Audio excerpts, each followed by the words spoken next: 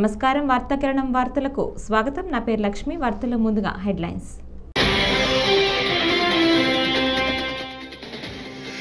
విజయసాయిరెడ్డిపై కేసులు నమోదు చేస్తాం తప్పులు బయటపడుతున్నాయని ఇష్టానుసారం మాట్లాడుతున్నారన్న మంత్రి అనిత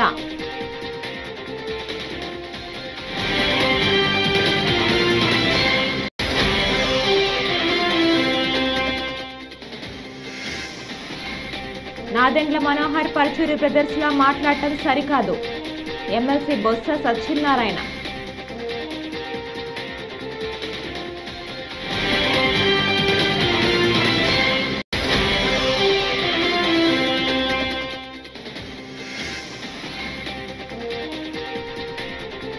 తెలంగాణ అసెంబ్లీ వద్ద ఉద్రిక్తత పోలీసుల అదుపులో కేటీఆర్ హరీష్ రావు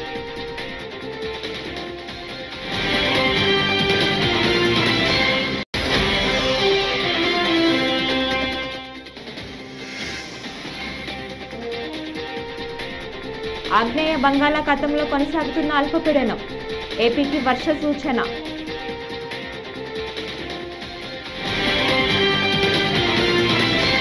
ఇక డీటెయిల్స్ చూస్తే కాకినాడ సెజ్ పోర్ట్ యాజమాన్యాన్ని బెదిరించి వాటాలు లాక్కున్న విజయసాయిరెడ్డిని వదిలే ప్రసక్తే లేదని హోంమంత్రి అనిత తేల్చి చెప్పారు. దోపిడీ బయటకొస్తుందనే భయంతో సీఎం చంద్రబాబుపై నోటికొచ్చినట్లు మాట్లాడితే సహించబోమని హెచ్చరించారు. విజయవాడ జిల్లా జైలును సందర్శించిన హోంమంత్రి అక్కడ పరిస్థితులు సదుపాయాలపై ఆరా తీశారు. జైల్లో ఖైదీలందరి పట్ల ఒకేలా వ్యవహరించాలని, నిబంధనలు తప్పితే చర్యలు తీసుకుంటామని ప్రకటించారు. నేను ఒకటే చెప్తా డిపార్ట్మెంట్ వాళ్ళకి కానీ ఎవరికైనా అంత మన వాళ్ళ ఉద్యోగాలకి ఇబ్బంది కలిగేటంత పరిస్థితులు ఏ ఉద్యోగం కూడా తెచ్చుకోకూడదు. నేను అదే విషయాన్ని చాలా క్లియర్గా చెప్పాను. అంటే ఏమీ చేయలేక అతగాడి తాలూకా తప్పులు బయటపడుతున్నాయి. ఏదైతే అతగాడు ఆ పోర్టుని 6,000 కోట్ల రూపాయలు ఉన్న పోర్టుని 594 కోట్ల రూపాయలకి ఎలాగైతే పీకల మీద కత్తిపెట్టి రాయించుకున్నాడో ఆ విషయాలన్నీ ప్రజలకు తెలియచేయడం అయింది. అదేవిధంగా ఇందులో వైవి సుబ్బారెడ్డి అల్లుడు కూడా అందులో ఇన్వాల్వ్ అవటం, విజయసాయిరెడ్డి అందులో ఇన్వాల్వ్ అవటం. అంటే వీళ్ళ పరిస్థితులు ఎలా ఉన్నాయంటే 5 సంవత్సరాలు రాష్ట్రాన్ని మొత్తం భ్రష్టు పట్టించేసి, రాష్ట్రాన్ని సర్వనాశనం చేసేసి, రాష్ట్రంలో ఉన్న సంపదనంతటినీ దోపిడీ చేసి, ఆఖరికి రాష్ట్ర ప్రజల తాలూకా ఆస్తులు కానీ, ప్రభుత్వ సంస్థల తాలూకా ఆస్తులు కానీ, ప్రైవేటు సంస్థల తాలూకా ఆస్తులు కానీ అన్నీ కొల్లగొట్టి పీకల మీద కత్తిలు పెట్టి వాళ్ళ పేర్ల మీద రాయించుకొని ఈరోజు అవన్నీ కూడా బయటకు వస్తున్నాయన్న భయంతో చంద్రబాబు నాయుడు గారి మీద మాట్లాడితేనో, లోకేష్ గారి మీద మాట్లాడితేనో టాపిక్ డైవర్ట్ అవుతుంది అనే ఉద్దేశంతో నోటికి వచ్చినట్టు మాట్లాడే పరిస్థితి. నేనేమంటానంటే ఒకళ్ళ గురించి మాట్లాడేటప్పుడు 2 రకాలుగా ఆలోచించుకోవాలి. అవతల వ్యక్తి స్థాయి, అవతల వ్యక్తి వయసు, అట్ ద సేమ్ టైం మన స్థాయి, మన వయసు, 2 కూడా ఆలోచన చేసుకోవాలి ఒక రాజకీయ నాయకుడు మాట్లాడేటప్పుడు. అటువంటిది అతని స్థాయి, అతని వయసుని మర్చిపోయి ఏదో నోటికి వచ్చినట్టు చిల్లరగా తిరిగే వాళ్ళు మాట్లాడినట్టు కూడా సొసైటీలోకి ఒక రెప్యుటేషన్ పోస్ట్లో ఉండి మీడియా ముందు మాట్లాడేటప్పుడు కూడా నోటికి వచ్చినట్టు మాట్లాడటం అనేది అతని తాలూకా దాన్ని ఏమంటారంటే నైతికతకి మనం ఒక వదిలేయాలి. అదొక నిదర్శనంగా మనం భావించుకోవాలి. అట్ ద సేమ్ టైం నేనేమంటానంటే ఈరోజు నువ్వు ఎన్ని రకాలుగా చంద్రబాబు నాయుడు గారిని తిట్టు, చంద్రబాబు నాయుడు గారి మీద బురద జల్లు, పవన్ కళ్యాణ్ గారికి మాకు ఏదో మధ్యలోని చిచ్చు పెట్టాలని ప్రయత్నం ఎన్ని చేయి, కానీ నిన్ను మాత్రం వదిలిపెట్టేది లేదు. ఆ విషయం మాత్రం మర్చిపోమాక. ఎంతమంది మీదకి నువ్వు వెళ్ళి ఎన్ని బురద జల్లాలని ప్రయత్నం చేసినా రేపు నా గురించి నువ్వు ఎన్ని మాట్లాడినా కూడా నేను కూడా భయపడేది ఏం లేదు. ఎందుకంటే ఈరోజు ప్రజల సొమ్ము తిన్నావు, ప్రజల సొమ్ము తిన్నారు మీరందరూ కలిపి. ఈరోజు చాలా ఆస్తులు కొల్లగొట్టారు. ఈ విషయం తెలంగాణ అసెంబ్లీ వద్ద ఉద్రిక్తత నెలకొంది. సీఎం రేవంత్ అదానీ ఫోటో ముద్రించిన టీషర్ట్లతో అసెంబ్లీలోకి అనుమతించకపోవడంపై బీఆర్ఎస్ నేతలు ఆగ్రహం వ్యక్తం చేశారు. అసెంబ్లీ గేటు వద్ద నిరసనకు దిగారు. దీంతో బీఆర్ఎస్ ఎమ్మెల్యేలు, ఎమ్మెల్సీలను పోలీసుల అదుపులోకి తీసుకున్నారు. రాష్ట్ర సర్కారు తీరుపై బీఆర్ఎస్ వర్కింగ్ ప్రెసిడెంట్, మాజీ మంత్రి కేటీఆర్, మరో మాజీ మంత్రి ఎమ్మెల్యే హరీష్ రావు ఫైర్ అయ్యారు. రేవంత్ అదానీ బొమ్మ ఉన్న టీషర్ట్లతోనే అసెంబ్లీలోకి వెళ్తామని తేల్చి చెప్పారు. దాంతో కేటీఆర్, హరీష్ రావు ఇతర బీఆర్ఎస్ నేతలను పోలీసుల అదుపులోకి తీసుకుని అక్కడి నుంచి తరలించారు.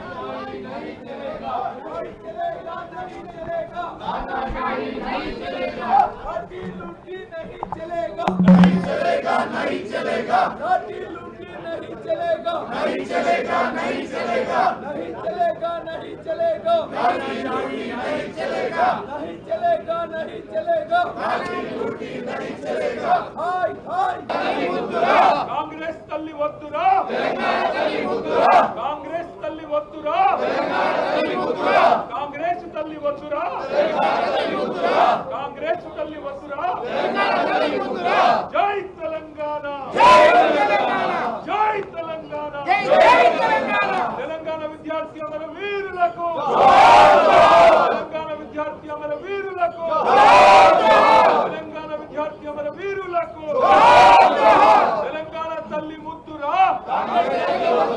तेलंगाना तल्ली मुद्दुरा तेलंगाना तल्ली मुद्दुरा हाय हाय हाय हाय हाय हाय हाय हाय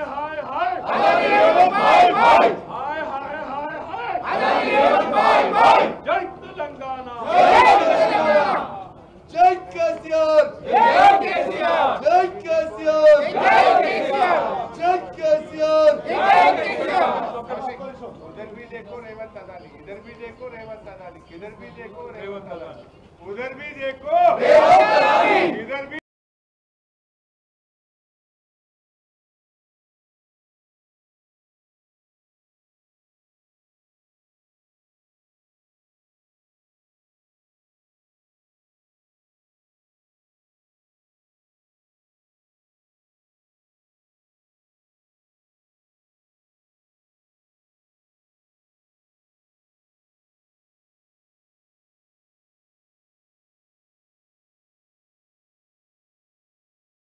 కోట్లు 6,000 కోట్లు ఈఆర్సీ ఇచ్చిన ఏదో ఫైండింగ్స్ ఉన్నాయో అది ప్రభుత్వమే చెల్లించాలని ప్రభుత్వమే దాన్ని సర్దుబాటు చేయాలని ఇచ్చిన ఆర్డర్ని మరి రోల్ బ్యాక్ చేసుకోవాలని మరి డిమాండ్ చేస్తూ అన్ని ఎస్సీ ఆఫీసులు అన్ని జిల్లా ఎస్సీ ఆఫీసుల దగ్గరికి వెళ్ళి వాళ్ళకి వినతిపత్రం ఇవ్వాలని మరి నిర్ణయించాం.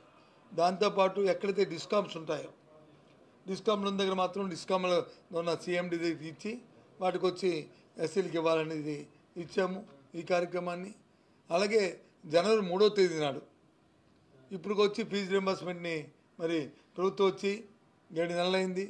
మరి గత ప్రభుత్వంలో ఆగ్రబాద్ ఇవ్వాల్సి వచ్చిన దాన్ని కూడా మరి రిలీజ్ చేద్దామంటే ఎలక్షన్ టైంలో చేయకూడదని అప్పుడున్న అది ఎలక్షన్ కమిషన్ కానీ లేదు ఇప్పుడు ఈరోజు అధికారంలో ప్రభుత్వాన్ని ఆ రోజు ఎన్నికల్లో పిటిషన్ పెట్టి దాన్ని ఎవరికంటే ఆఫ్ చేసిన నేపథ్యం. ఇప్పుడు వచ్చి మొత్తం అంతా కలిస్తే అప్పుడే మూడు వాయిదాలు అయిపోయింది, 4వ వాయిదాకి వచ్చేస్తుంది. ఇప్పుడు వచ్చి రిలీజ్ చేయడం వల్ల మరి విద్యార్థులు అంత ఇబ్బంది పడుతున్నారు. కాలేజీల్లోనే వచ్చి మరి ఫీజు కడితే కానీ పరీక్షలు కూర్చొని అని మరి చెప్తున్న పరిస్థితిని కూడా మరి ప్రభుత్వం దృష్టి తీసుకొచ్చి వెంటనే 3వ తారీఖు లోపల మరి వాటిని ఇవ్వాలి. దాని మీద కూడా 3వ తారీఖు నాడు దానికి వారికి ఒక వినతిపత్రం కలెక్టర్కి ఇవ్వాలని ప్రభుత్వం ఒత్తిడి తీసుకురావాలని మరి ఈ కార్యక్రమాన్ని కూడా మనం ఉద్దేశించిన విషయాన్ని మరి దానికోసం జిల్లాలో ఉన్న అందరూ జిల్లా పార్టీ అధ్యక్షులు, గౌరవ శాసనసభ్యులు, అలాగే గౌరవ శాసనమండలి సభ్యులు, అలాగే గౌరవ పార్టీ ఇన్ఛార్జీలు, తూర్పు హిందూ మహాసముద్రాన్ని ఆనుకొని ఆగ్నేయ బంగాళాఖాతంలో నిన్న ఏర్పడిన అల్పపీడనం కొనసాగుతోంది. ఈ నేపథ్యంలో ఏపీ విపత్తుల నిర్వహణ సంస్థ రాష్ట్రానికి వర్ష సూచన చేసింది. ఈ నెల 11, 12వ తేదీల్లో రాయలసీమలో కొన్ని చోట్ల భారీ వర్షాలు కురిసే అవకాశం ఉందని, మరికొన్ని చోట్ల మోస్తారు వర్షం కురిసే అవకాశం ఉందని, మరికొన్ని చోట్ల భారీ వర్షాలు ప్రాంతాల్లో మోస్తారు వర్షాలు కురిసే అవకాశం ఉందని ఏపీ ఎస్టీఎంఏ వివరించింది. రేపు రాష్ట్రంలో పొడి వాతావరణం ఉంటుందని తెలిపింది. కాగా రాగల 24 గంటల్లో ఈ అల్పపీడనం పశ్చిమ వాయువ్య దిశగా పయనించి మరింత బలపడుతోందని ఐఎండీ అమరావతి విభాగం వెల్లడించింది. ఇది బుధవారం నాటికి నైరుతి బంగాళాఖాతంలోకి ప్రవేశిస్తోందని తెలిపింది. ప్రస్తుతం అల్పపీడన ప్రాంతానికి అనుబంధంగా ఉపరితల ఆవర్తనం కూడా కొనసాగుతోందని వివరించింది.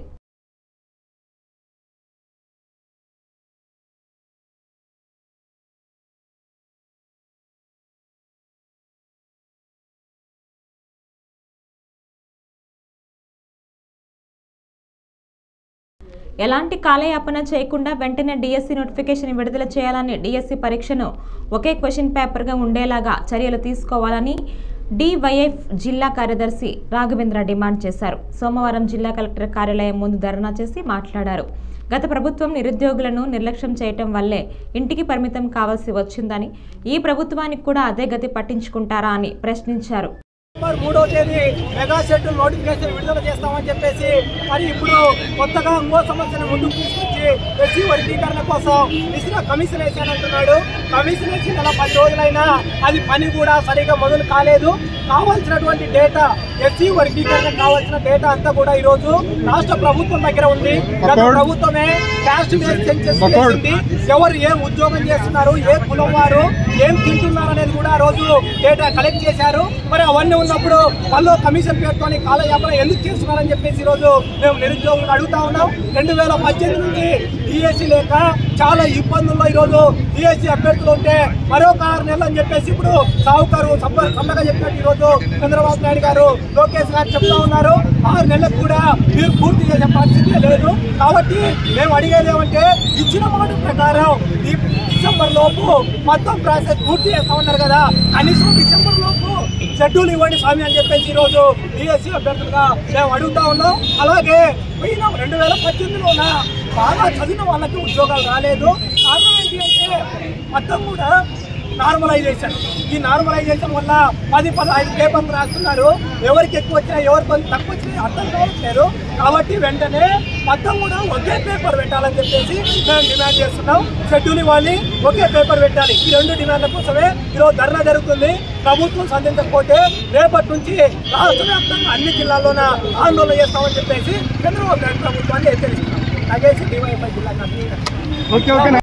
కాలికి గాయం కావడంతో సినీ నటుడు మంచు మనోజ్ బంజారాహిల్స్లోని టీఎక్స్ ఆసుపత్రికి వచ్చారు. అక్కడ ఆయన వైద్య పరీక్షలు చేయించుకున్నారు. ఆయనతో భార్య మౌనిక కూడా ఉన్నారు.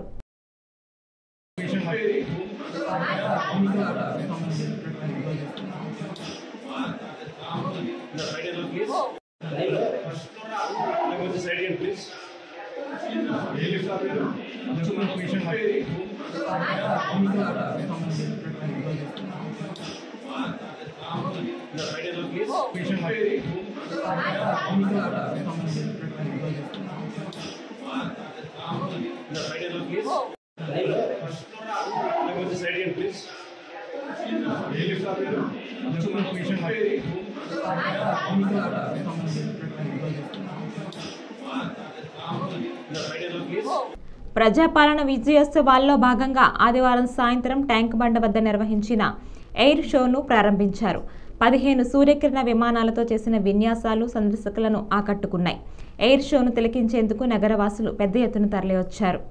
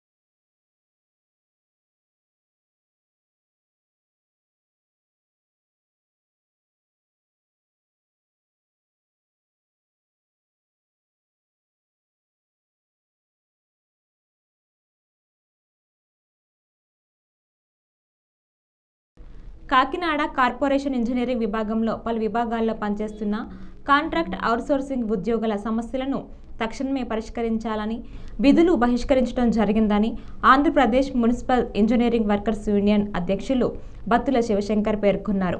సోమవారం కాకినాడ వాటర్ వర్క్స్ వద్ద ఆంధ్రప్రదేశ్ మున్సిపల్ ఇంజనీరింగ్ వర్కర్లు యూనియన్, కాకినాడ మున్సిపల్ కార్పొరేషన్ ఆధ్వర్యంలో ధర్నా కార్యక్రమం చేపట్టారు. కార్పొరేషన్ ఇంజనీరింగ్ కార్మికులందరూ కలిసి Andhra Pradesh municipal engineering workers union ప్రకటించిన సమ్మె పిలుపులో భాగంగా ఈ రోజు నుంచి కాకినాడ మున్సిపల్ కార్పొరేషన్లో పనిచేస్తున్నటువంటి వాటర్ సిబ్బంది, స్ట్రీట్ లైటింగ్ సిబ్బంది, సెక్యూరిటీ సిబ్బంది, అలాగే పార్క్ మజ్దూర్ సిబ్బంది, వర్క్ ఇన్స్పెక్టర్స్ వీళ్ళందరూ కలిసి ఏకగ్రీవంగా సమ్మెలో కూర్చోవడం జరిగింది. మరి ప్రధానంగా ప్రభుత్వం ఆ ఇంజనీర్ కార్మికుల రాష్ట్రంలో ఉన్నటువంటి 123 మున్సిపాలిటీలో ఉన్నటువంటి ఇంజనీర్ కార్మికులకు ప్రధానమైన సమస్యలు జీతాల విషయంలో వారు ప్రభుత్వం వారు చొరవ తీసుకుని మా న్యాయమైన డిమాండ్లు నెరవేర్చాలని ప్రధానంగా టెక్నికల్, నాన్ టెక్నికల్గా పనిచేస్తున్నటువంటి ఈ ఇంజనీర్ కార్మికులకు, టెక్నికల్ కార్మికులకు 29,200 రూపాయలు, నాన్ టెక్నికల్కు 24,500 రూపాయలు అమలు చేయాలని మేము ప్రభుత్వాన్ని డిమాండ్ చేస్తున్నాం. అలాగే చనిపోయిన కార్మికులకు, విధి నిర్వహణలో చనిపోయినటువంటి కార్మికులకు 10 లక్షల రూపాయలు ఎక్స్గ్రేషియా ప్రకటించి వారి కుటుంబంలో ఒకరికి ఉద్యోగ భద్రత కల్పించాలని మేము న్యాయమైన డిమాండ్ చేస్తూ ఉన్నాం. అలాగే 15 సంవత్సరాలు పైబడి పనిచేస్తున్నటువంటి ఇంజనీరింగ్ కార్మికులందరూ కూడా క్రమబద్ధీకరించాలని మేము న్యాయమైన డిమాండ్ చేస్తూ ఉన్నాం. అలాగే ఆరోగ్యరీతిగా బలహీనమై అనారోగ్యం పాలైనటువంటి విధి నిర్వహణలో అనారోగ్యం పాలైనటువంటి కార్మికులకు 5 లక్షల రూపాయలు ఎక్స్గ్రేషియా ప్రకటించి వారి కుటుంబంలో ఒకరికి ఉద్యోగ భద్రత కల్పించాలని మేము న్యాయమైన డిమాండ్ ప్రకటన చేస్తున్నాం. అలాగే జీతభత్యాల విషయంలో వారి యొక్క పరిస్థితులను బట్టి, సీనియారిటీని బట్టి జీతాలు పెంచాలని మేము న్యాయమైన డిమాండ్లు తెలియజేస్తూ ఉన్నాం. కాబట్టి ఈ న్యాయమైన డిమాండ్లు ప్రభుత్వం తక్షణమే పరిష్కరించి మాకు ఇంజనీర్ కార్మికులకు కడుపు కోతను తీర్చాలని మేము ప్రకటన. ఉమ్మడి తూర్పు పశ్చిమ గోదావరి జిల్లాల ఉపాధ్యాయుల ఎమ్మెల్సీ నియోజకవర్గానికి సంబంధించి Kakinada JNTU doctor BR Ambedkar central లైబ్రరీలో ప్రారంభమైన తొలి దశ ఓట్ల లెక్కింపు ప్రక్రియను సోమవారం జిల్లా కలెక్టర్ షణ్మోహన్ సగిలి సమక్షంలో ప్రారంభించారు. కౌంటింగ్కు హాజరైన ఎమ్మెల్సీ అభ్యర్థులు బొర్రా గోపిమూర్తి, డాక్టర్ కవల నాగేశ్వరరావు, పలుగు దీపక్, గంధం నారాయణరావు, నామన వెంకటలక్ష్మి పాల్గొన్నారు.